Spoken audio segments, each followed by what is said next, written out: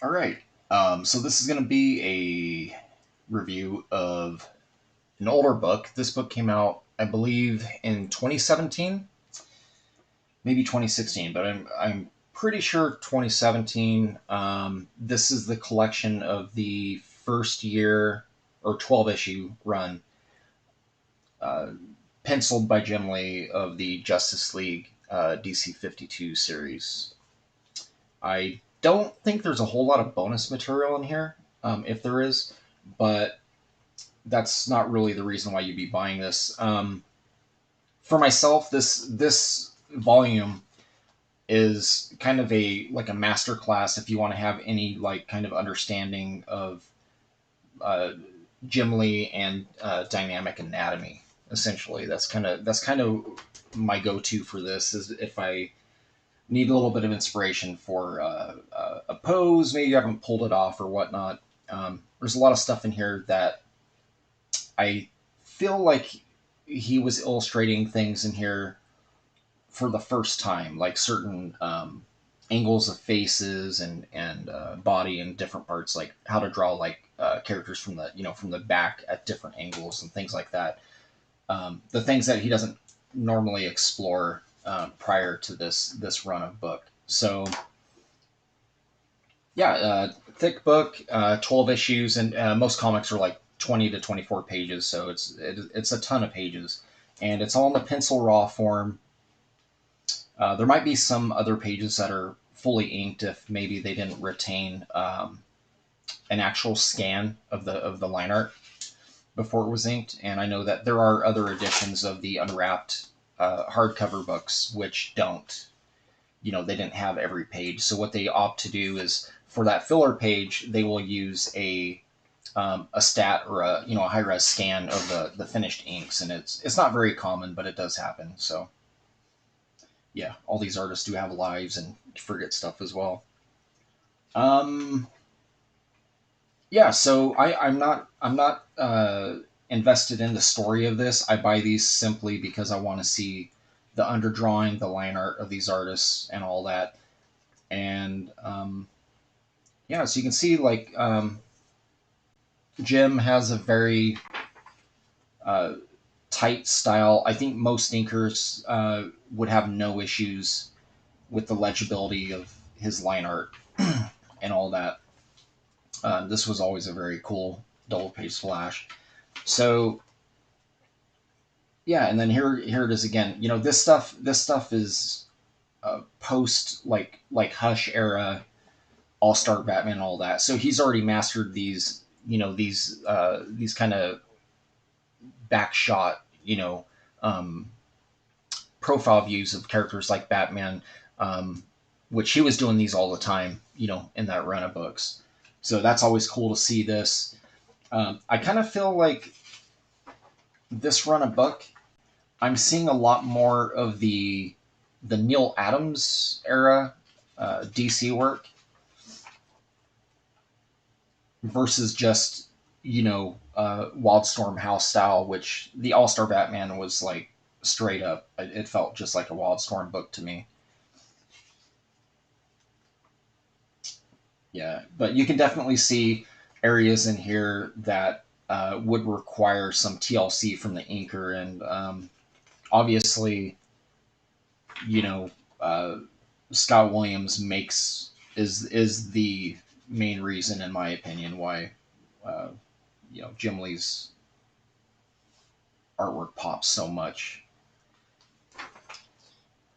So yeah, I'm gonna kind of just thumb through this here. Not trying to sell you the whole book, but just showing you kind of the things that the dynamics, like um, multi-panel pages that are interesting. They have establishing shots. They read very well.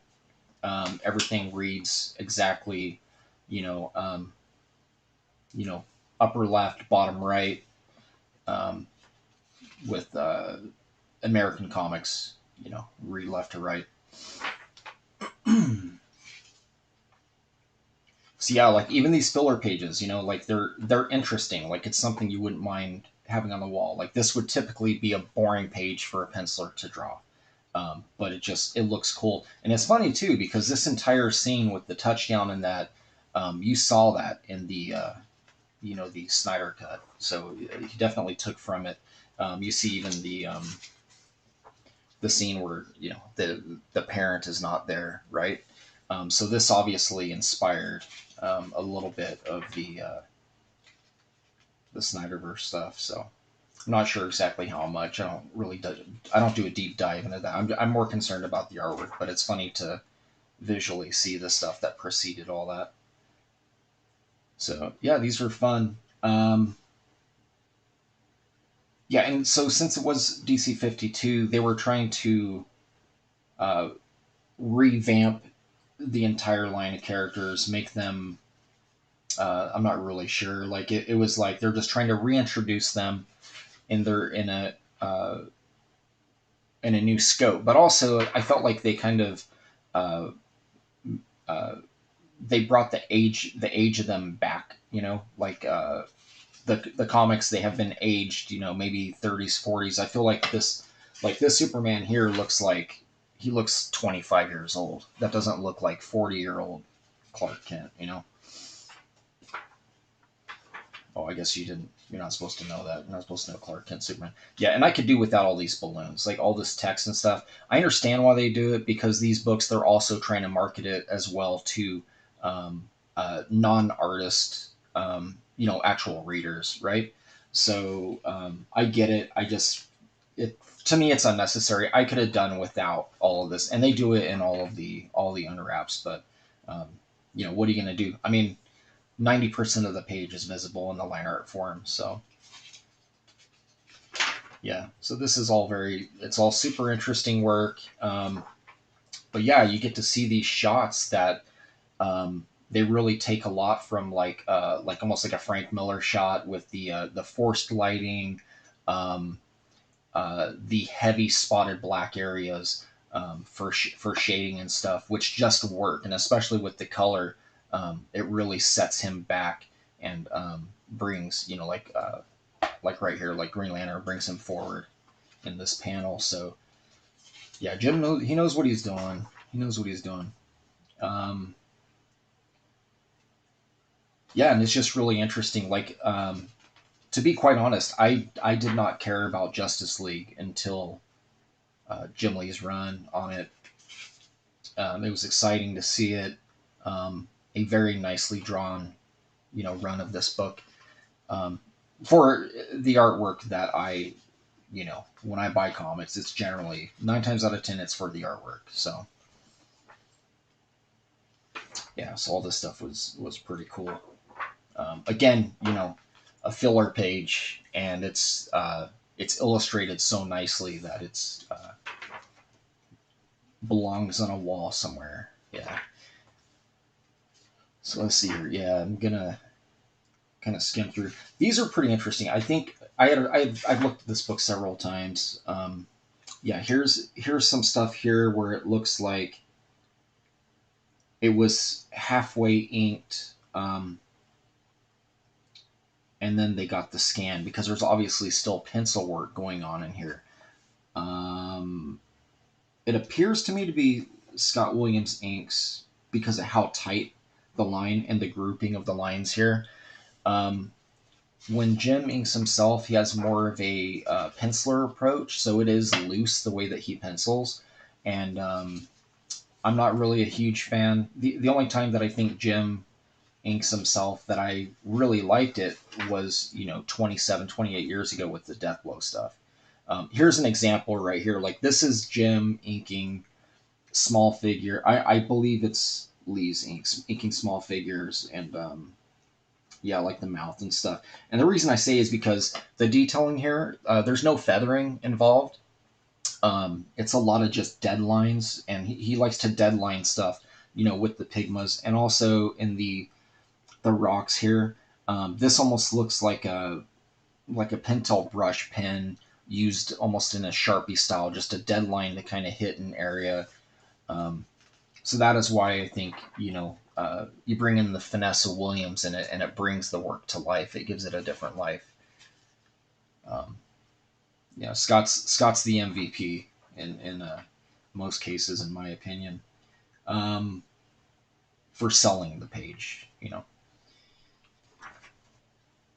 Yeah, I always really liked this design. I thought Jim did a really nice job with this design, even though the pages it's a little bit different uh, with using the collage and sort of the flashback stuff. Um, it was done very well, and I think the colors were done well too. It's been a while since I've looked at the full color book. See, I'm just gonna kind of skip through here. It's a huge book. It's a huge book. I'm just showing you. So if you are an artist or a collector who has not picked these up, you might get an idea whether or not this is worth the investment. For me, it is, because it's just like I said, it's a plethora of knowledge. Like, there's so much in here that's very cool. Different establishing shots. That might spark some interest for you, of like maybe drawing things in certain ways you haven't thought of. This is a cool angle right here, kind of a uh, 3/4 worm's eye view. Looking up, yeah, and uh, funny enough, I've never cared about Cyborg, but Jim's rendering on him makes him look like pretty cool. I would describe Jim Lee's the I would say anything past like 2008, 2009. He leveled up with the rendering approach on textures, right? So the way that he was drawing, like especially metal stuff, um, the old school way reminded me a lot of like a John Byrne Bob Layton mashup, right? Um, all the information is there, the shine stuff is there, and all that. But at some point, he started doing this stuff where he was integrating a lot of things where it's like it would be almost like a muscle texture that we'd use on like a bicep or something, like a fade, but um, more more technical, and it started working better too because he got a lot looser with the way he was rendering cloth and skin, right? So it didn't look uniform like it did, back in the 93, 94, when every line was a thick to thin dead line, a teepee. Everything was a thick to thin. And, he had gotten away from it, like, this stuff here. I'm not sure how Scott inked it. It's like I said, I don't have that in front of me, but I can definitely see areas where he would throw in maybe some knots and stuff to kind of give it a little bit of bump. But all the necessary information is here. Yeah, this is fun. And then like the shadow, like these shadows and stuff, like that's very smart. Like especially on a smaller panel, like this is probably I don't know, 2.5 by the 11, right? Um, so for this panel, even with the simplicity of this, it just works. It works. Then of course the double pager. I didn't care too much for Jim's his dark side. I always felt like the head was too big. Um, everything, I mean, really, it's my only complaint for that. Like this is cool. This is very Kirby-esque to me. It feels that giant, in your face shot, fashion forward, with Jim's art and all that. So this was one of the stronger covers too. I always thought. Yeah, but I was buying all this stuff when it was coming out, and I was super excited as soon as I started seeing the DC unwrapped editions of these books. Obviously picking them up. I will be doing a review also on the Suicide Squad, the Jim Lee book. Which, if you're on the fence about it, I'll go through and you can kind of peek and see. It took me looking through a copy because I have no interest in Suicide Squad, and I looked through it and I was like, this is really. It was really good. It was really good, and I did pass on the floppies. I literally had zero interest in that book. But as soon as I saw there was an unwrapped copy at the shop, I grabbed it.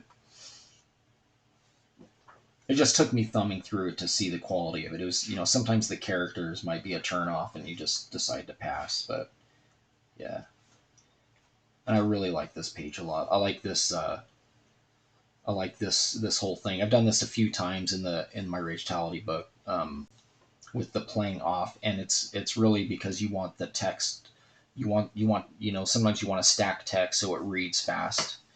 But it's just nice. I really dig that design. I like shots like that. I like shots where they're looking over the shoulder and things like that. This is really cool, really cool. And then you can see all the notes to Scott. She just right, hook me up. Yeah. So this is crazy. Yeah, this is you got a pretty badass shot of Cyborg here too. Again, I literally, outside of the original Justice League cartoon from when I was growing up in the reruns in the early '80s, I really did not care for most things DC. Um, I would say most of my DC purchase stuff was after I'd already been working professionally in comics, for 4 or 5 years. Then I started exploring a little bit of the Neil Adams and Bernie Wrightson era. And then after that, it's all a rabbit hole. You start finding all this other stuff that you missed.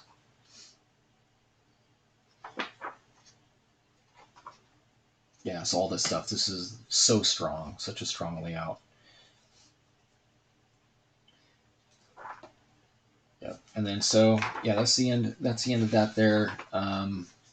That's his first year run, and I did gloss over. I skipped a ton of pages, and then it's got some pencil line art here for covers. You got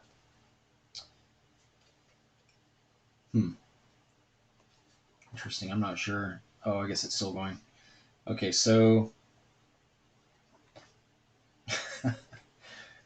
that's a great shot. Yeah, and then you can see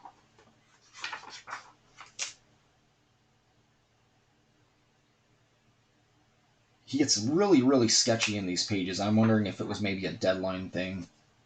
Um, there's a lot more like smearing going on. A lot of this very fast indicate, like a lot more indicating lines versus the beginning of the run. So sometimes artists too, you'll see the sales are not necessarily tanking but dropping, and you feel a little more inclined to start rushing the work. Um, Psychologically, you just start feeling that, okay, well, let's the interest is peaked. Let's go ahead and just start bringing it back to the basics. And sometimes too, it's the art team. You might have an art team who you gain the confidence in them and their finishing power. So, which is always nice. But it's even nicer when everyone brings their A game. I always thought this was an awkward. This face just feels it's strange to me. I think it's the nostrils. I think it's because the eyeballs, the mouth, and the nostrils are all like illuminated on the inside. It's not filled. So it's not that it's drawn incorrectly because the lighting going up, like you would absolutely see in there. It's just sort of a strange. With comics, you can fake it. You'd still be able to throw a shadow in there, and people would buy it, like he did right here. Like there's obviously a shadow in there. It's all subjective. It's all whatever you feel. Yeah, and I'm not entirely sure too. I know a lot of these artists. I mean, I've done ghosting and backgrounds and stuff for people before. I don't know if there's a percentage of this book that was actually hook up with like one of the Weisenfelds or whoever was working with them at the time.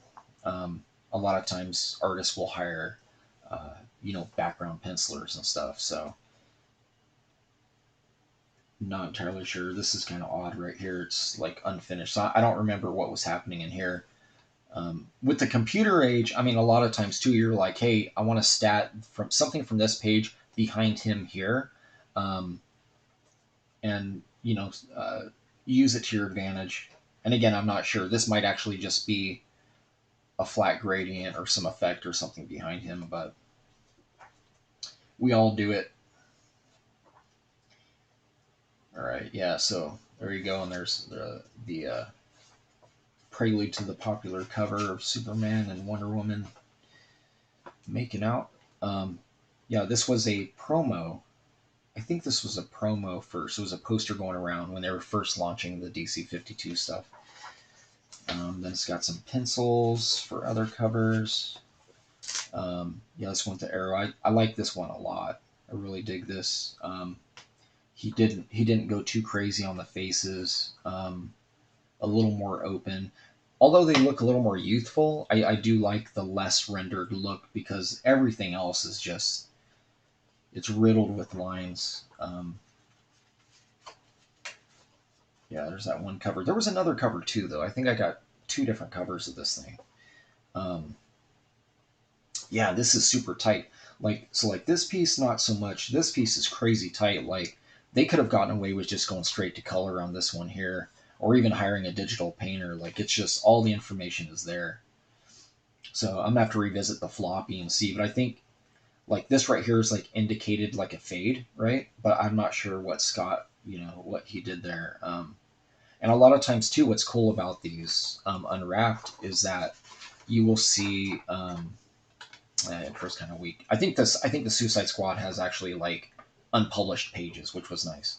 But anywho, yeah, like a lot of times you'll see indicator stuff like this. Not so much in here. The background stuff, I think he doesn't care much about, so that's sort of like let it ride, whatever the inker does there. And this is pretty. I mean, that's very legible. Like the fade and the direction of those lines. But things like this, especially in this area here, where an artist gets kind of sketchy, like areas like this, there's a lot of things you can interpret those lines as, and you can have three different A-list inkers ink this piece and get a completely different result. So, but yeah, anyways, this book, like I said, it's awesome. Um, you don't have all the colors. I mean, although it does have the text, you don't have all the colors and the funky fresh inks to distract you from Jim Lee's indestructible pencils. His structure is just unmatched. Um, Next level consistency and variety. There's not much else to say. I mean, there's a reason why he was probably the most emulated artist, of the '90s, and not so much anymore. Not so much anymore, but he has definitely leveled up. I mean, this work here would still sell today. I think it would still be hot, and I mean, this work here is published in 2011, 2012. So he has another 8 years under his belt of drawing. Um, yeah, so like all this stuff here, this is very very reminiscent to me of Neil Adams. Like the hatching and the line art. This is not typical. I don't feel like it's typical Jim Lee um, for his rendering styles that uh, we're all used to seeing from him. But it's still cool regardless. And again, you go back to the get those six slick Scott inks, right? So makes it even cooler. And then again the so many variations on angles. He pulls away for the reader, pushes in, um, establishing shots to show scale of characters. All the things that they tell you to throw, basically everything that an editor of a major publisher will tell you. Oh, you need to focus. You need to do some of this and that. It's all represented in this book. You got close-ups, you got energy, you got backgrounds, you got everything. Yeah, I think the only thing this book is lacking are family pets and children. I don't remember seeing any. I don't remember seeing kids in this, but I guess. Oh, there you go. You have ghost kids. There you go. Yeah. So yeah. Anyways, that's my little peek through at this the Unwrapped Justice League by Jim Lee. So yeah, if you're on the fence, and they're fairly cheap. I've seen it on Amazon as low as $12. The retail on this sucker is wow, $39.99. I've never seen it actually selling for that much. It's always seems like it's usually at a reduced rate. Um, they probably get a group deal. They're probably have 1,000 of them in the warehouse. So yeah. Anyways, yeah. If you're interested, there you go. Maybe I turned you on or off to purchasing this, but I definitely have this on my desk quite a bit when I'm drawing, just for the inspiration side.